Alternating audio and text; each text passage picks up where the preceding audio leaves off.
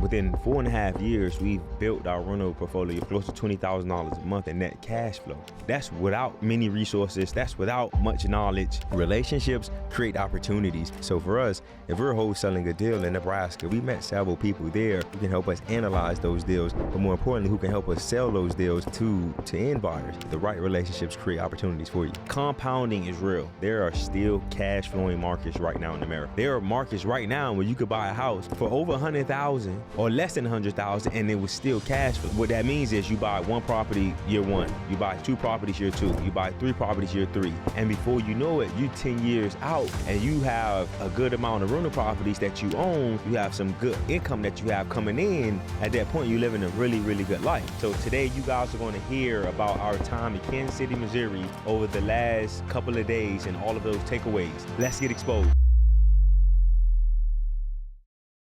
Welcome to another edition of the Expose and Expand podcast show. I'm the man with the plan, Jeremy Mathis. I'm Joshua. I'm going to give you the game, Mathis, and welcome to another edition of the Expose and Expand podcast show where we expose you to the ideas, the strategies, the struggles, the failures, the people, and the experiences that have gotten us from zero to millions. So today is our first time doing what we call a takeaway show.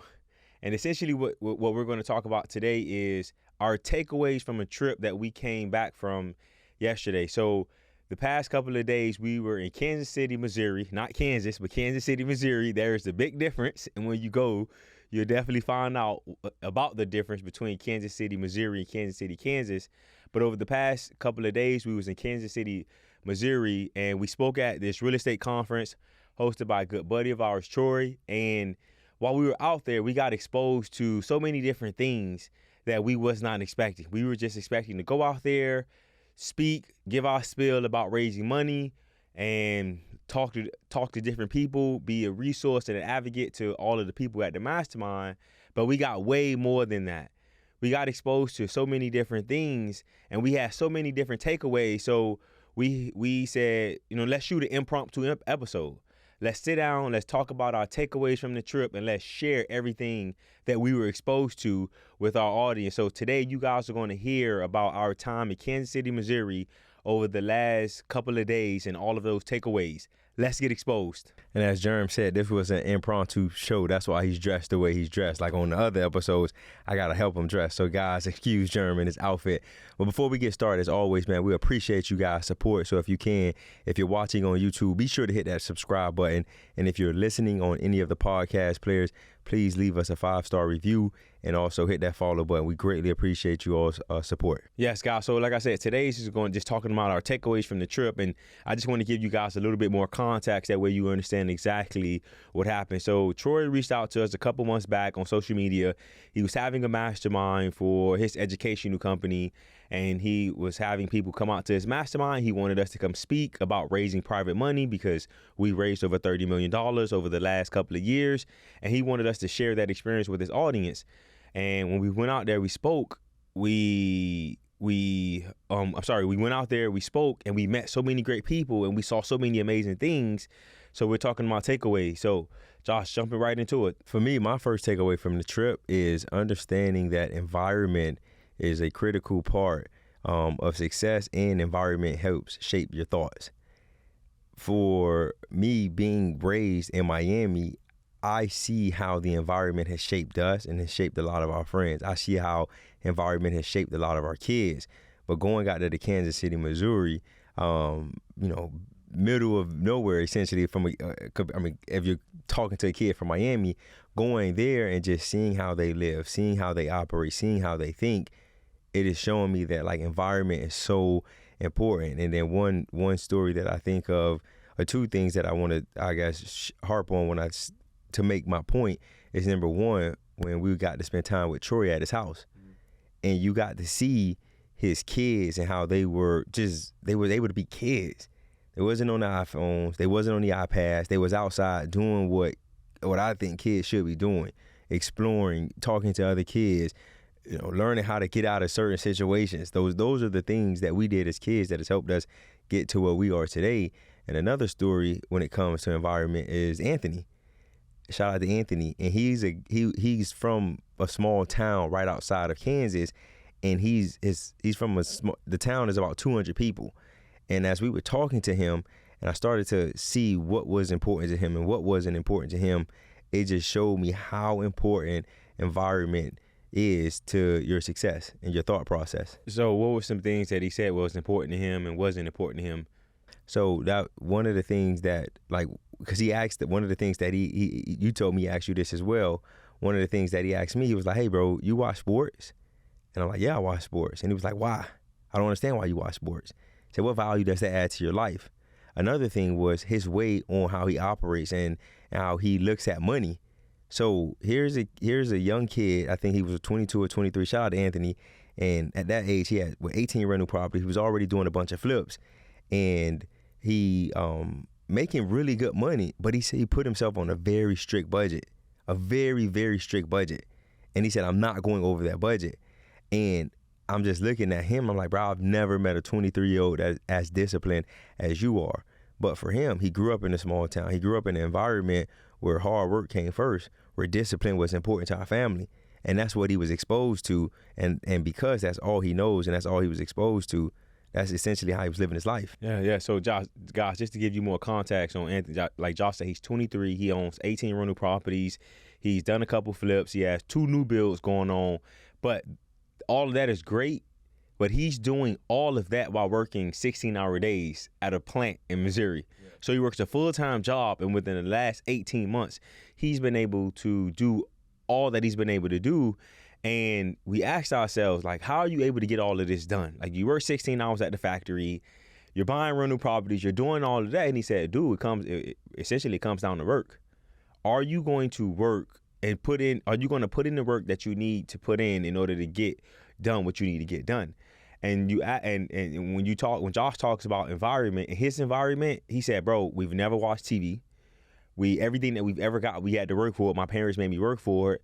And it was so many other things that he shared with us that helped us understand that your environment is critical to your success. Because he was asking me things that made me question some of how I was living my life. And he lives a completely different life than me. He grew up in a town. He lives in a town where the population is 200 people. So he sees the world completely different. You said he asked you some things that made you question how you're living your life. What are some things that he asked you? Number one, like, why am I wasting time doing some of the things I'm doing? What's the purpose of watching sports? What's the purpose? Like, why are you chasing the dreams that you're chasing? Like, what is it? And he was just asking me some very detailed questions. So it was very, very interesting, but that was a cool takeaway. Another thing when it came to environment, and I use Anthony as an example, but most of the people who were there at the event were from the Midwest, and their way of living, their way of operating is so different compared to what we see here in Miami. For them, they're not thinking about the things that we're thinking about. They're not focusing on those things. In Miami, it's the flash, it's the glitz, it's the glamour, it's the keeping up with. That's just a part of the environment. There, I didn't get the feel of I'm trying to keep up with the Joneses. I didn't get the feel of I'm trying to one up this person to be better than that person. I got the feel of love. I got the feel of welcome. I got the feel of, man, like I'm just adding value and I'm opening my arms and helping any way, shape, or form that I can. Yeah. So that was a big takeaway for me. So thank you for that takeaway. My top takeaway after this trip was buy more real estate. If you listened to, I think it was episode 34 where we had a real conversation about real estate, and we talked about real estate is one of those, it's a slow game.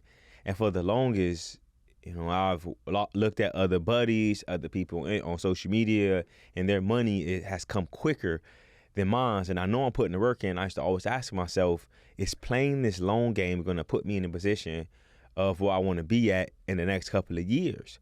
So going out there, Troy, he owns over 350 rental properties. A lot of these rental properties are paid off, and just to be able to get an insight in the lifestyle that he's afforded because of he owns rental properties and his money is replenishing every single month, it helped me realize that we are on the right track and we need to continue to buy more real estate.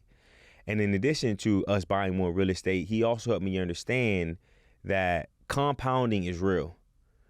What that means is you buy one property year 1, you buy 2 properties year 2, you buy 3 properties year 3, and you just keep compounding. And before you know it, you 10 years out and you have a good amount of rental properties that you own. You have a good income that you have coming in. At that point, you living a really, really good life. Because so often I used to question, like, dang, should we buy more real estate? Are we doing the right thing with buying real estate? Yes, I love real estate. Yes, I love that it replenishes every single month, but it's slow. It's a slow build. But just being there this weekend was like, yeah, we're doing the right thing. We need to continue to buy more real estate. I think that is a huge takeaway for both of us, but I think more so Jerm, because Jerm manages our rental properties, and he's always coming to me. We need to sell them. We need to sell them. We need to get rid of them. We need to get rid of them. And I understand his frustration, but I really don't, because I'm not the one managing it and dealing with our property manager and our director of operations. But to hear Jerm say that is just, one, it's refreshing for me, because I've always felt like, man, we need to continue to build the rental portfolio. But like Jerm said, you get in the world that we're in and the things that we're exposed to, so often we get exposed to other opportunities, and we're constantly questioning ourselves, like, is real estate our true vehicle? Yep. But to be able to see what happens when you buy real estate and you hold real estate long terms, and to see what that can afford you, a la through Troy, that just one of the examples that we had this weekend, it was just a reminder, like, yeah, we need to continue to buy real estate. Yeah, it was a big reminder, because he helped me see, and he helped me realize that we've been buying real estate only for the last 4.5 years, and he's been buying real estate for the last over 20 years. Yeah. So it helped me see that within 4.5 years, we've built our rental portfolio up to close to $20,000 a month in net cash flow. That's without many resources. That's without much knowledge. So if we were able to build close to 20,000 in 4.5 years, then what does the next 4.5 look like now that we have knowledge? Now that we have more resources, now that we see what's happening and what's going on and how to really make this happen. So that was a big takeaway for me, that we need to continue to buy and just understand that real estate and owning rental properties is one of the greatest businesses in the world, because every business is going to have its problems, its ups and downs. But not many businesses replenish their cash flow every single month. Every single month as you own real estate, that cash flow replenishes. Yes, you have maintenance. Yes, you have vacancies. But once you get to scale, every single month that is replenishing. One point that you said, and I hope you guys didn't miss that, was every business has its ups and downs. And that's one of the things that one of our mentors had to share with us and help us understand, because at one point, like I said, Jerm was like, man, I want to get rid of these rental properties. And one of our mentors was like, guys, any business that you go into is going to have its ups and downs, right? It's good and bad in every different venture that you're involved in. So understand that, like, guys, whatever you're doing, whether it's real estate, whether it's buying a business, whether it's, I don't know, doctor, lawyer, whatever it is, it's going to have its ups and downs. Yes, and the one last point, I made it was one of the takeaways when I said buy more real estate. Guys, compounding is real.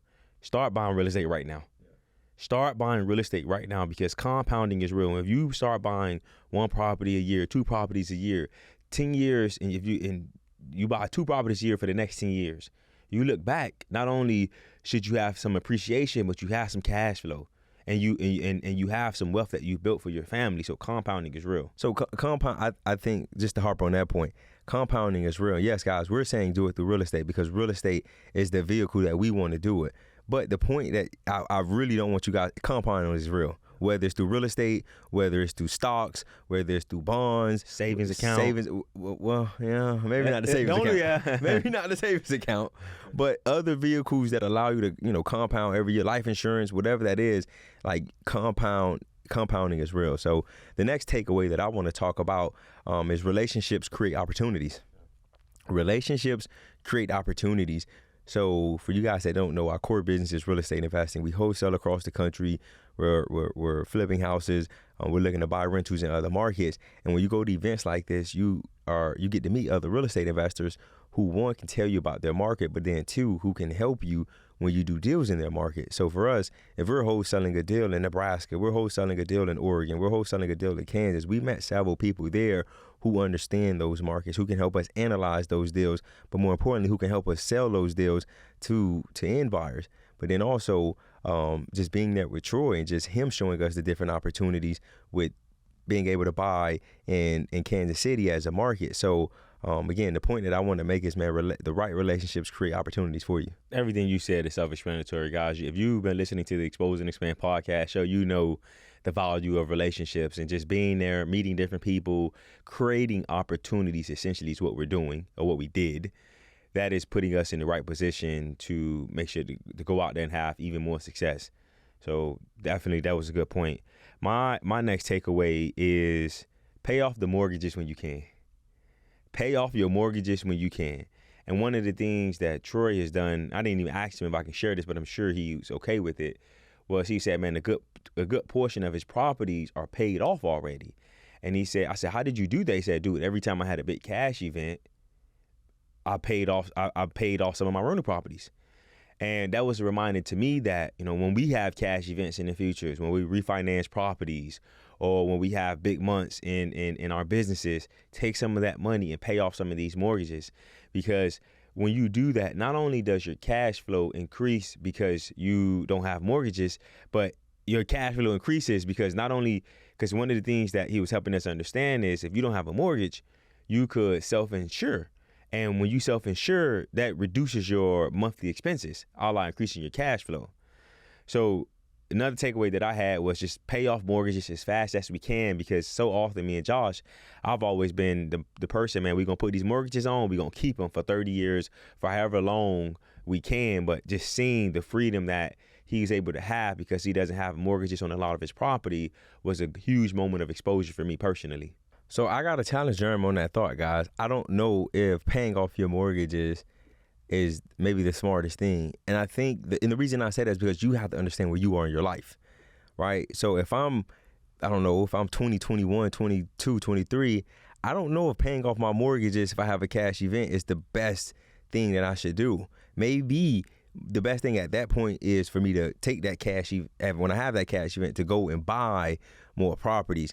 So for me, I'll challenge that, and it's just more about paying, understanding where you are in your life and doing what's best for where you are in your current situation. That's a great point. That is a very, very great point. Where I'm at in my life, I'm trying to pay off debt, and I'm trying. And gosh, it goes back to the episode that we shot a couple weeks back that you guys heard release, was talking about analyzing the advice that you're giving. Gosh, that is a huge point right there. And we don't know when this episode is going to be released. So I said we shot it a couple weeks back. Maybe we put this episode before we talk about the episode of analyzing advice. But gosh, that is critical what Josh just said and how he challenged me. Because right now, where I'm at in my life, I just want to pay off that and be able to live a stress-free life. But you got to figure out where you are in your life. So great point, great challenge. Yeah, and again, guys, I want you. That I didn't challenge Jerm to put him down or anything, but helping you guys understand that, again, everyone's entitled to their own opinion. We was on the same trip, and for me, that was not a takeaway I got. It was not a takeaway, and I sat and I heard Troy say several times, pay off debt. For me right now, I want to continue to build that free cash we get. I want to continue to buy more assets so we continue to build that cash flow. So I would say my last key takeaway that I got from the trip, and it was more of a personal thing, was, do I want to move my family? Do I want to move my family from out of the madness of South Florida? It's a fast life.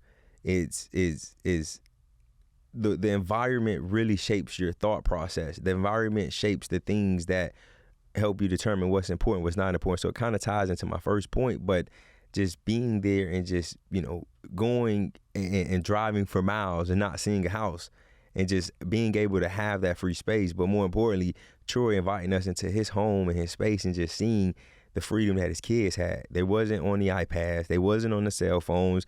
They wasn't looking at the YouTube. They were outside being kids. So for me, it was just like really, really, and I talked to LaVon about it, and I'm just like, I don't think I would move there full time. But just being able to find a place like that, whether it be Kansas City or whether it be a Montana, but some place where it's not too slow, but it's slow enough for my kids to see that there's other things to life as opposed to, the material things that they're so wrapped up in. My God, you can have it. You can go ahead. You can move. Like I said, that's short term. Short term. I got you. But no, the job that was really cool because, me and Ash, my wife, we've always talked about when it's time for us to get a second home, where is it and what does that look like? And just to see the appeal of Kansas. Because like being from South Florida, I would never even think about Kansas as a place that I would even consider. But again, exposure leads to expansion. Yeah. Now I'm exposed to Troy and his situation, and to see like, wow, like this is cool. This is better than what I thought it was going to be. And it ain't even, and guys, I'm not saying it has to be Kansas. I'm just saying moving someplace where it's not as fast as Miami. So for any of you guys that don't live in a major metro such as a Miami or Houston or Dallas or LA or New York, the environment shapes the things, help shape your thought process, help shapes the things that are important to you.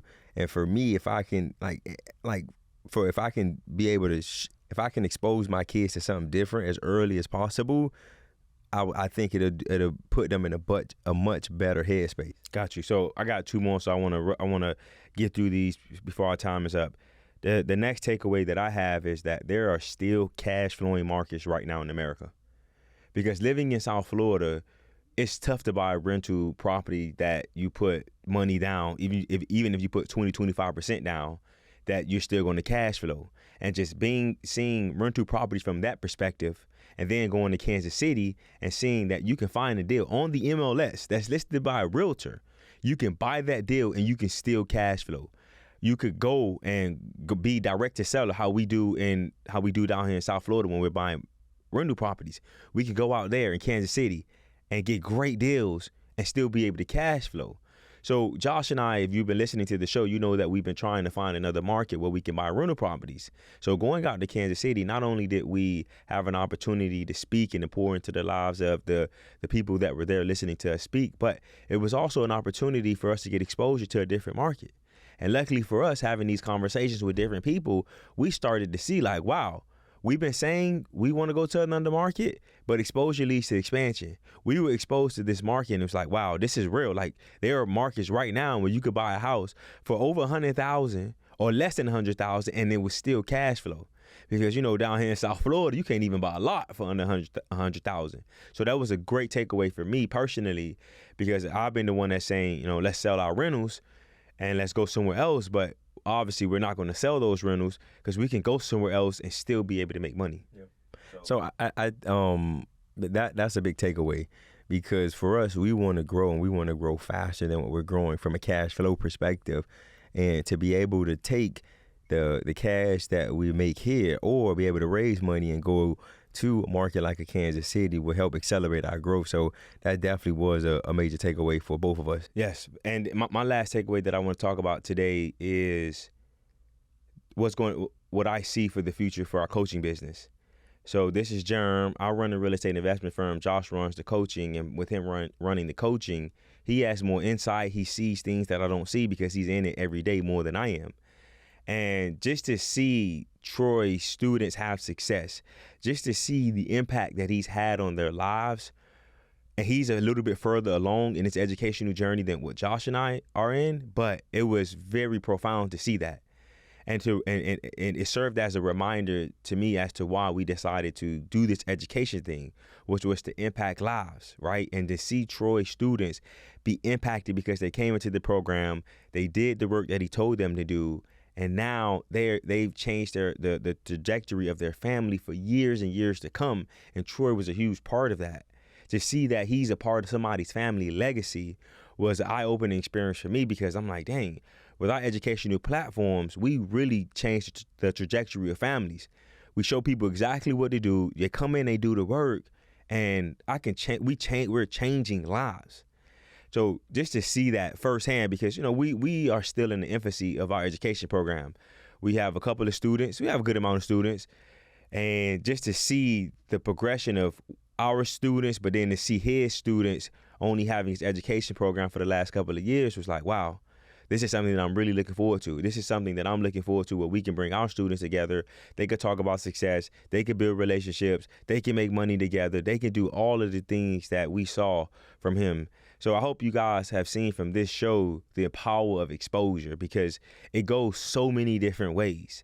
And for me, I've been on Josh behind, like, yo, bro, this education thing needs to pick up, et cetera, et cetera, et cetera. Then having a conversation with Troy, understanding that it takes time before it starts to snowball and it gets to where he's at, was like, okay, it was a big takeaway for me. So no, definitely all some good takeaways, and that last one hit home for me as well, because as Jerm just mentioned, guys, I'm hands deep into our education business, and it's so fulfilling to see the success that our students have, but to see what he was able to put together for our students. It gave us some ideas on what we can do for our students, and the support that we can offer them. So no, definitely a major takeaway. Yes, sir. So any parting words, any final words before we wrap this thing up? No, man, this was fun, man. I hope you guys enjoyed it, and leave us a comment and let us know what you guys think, and what was your biggest takeaway from this conversation? Yes, guys. So again, we just wanted to have this impromptu conversation, just talk about the takeaways, because when we left there and we were driving to the airport, we were just talking about, we was talking about how awesome it was, how much we got exposed, how different it was. And then we flew back in, our flight was delayed. We talked about it at the airport. And then leaving the airport in the Uber, driving back to the office, we talked about it again. And then when we talked today, it was like, you know what? Let's just shoot an impromptu episode and share the same takeaways that you and I have had. Let's share it with you. Let's share it with the listeners, so that you guys can be exposed to it. So we truly appreciate you guys listening and allowing us to expose you guys to the takeaways that we got from our trip to Kansas City, Missouri. As you guys know, we have our gentleman's agreement, and we call it that because we can't see you do it. We just know you're doing it because you're getting the value that we're giving to you guys. If you're watching on YouTube, hit that subscribe button. If you're listening on the podcast players, hit that follow button. Leave us a 5-star review because it helps the show continue to grow. Guys, remember, exposure leads to expansion. Expose and expand. Peace. Expose and expand. Peace.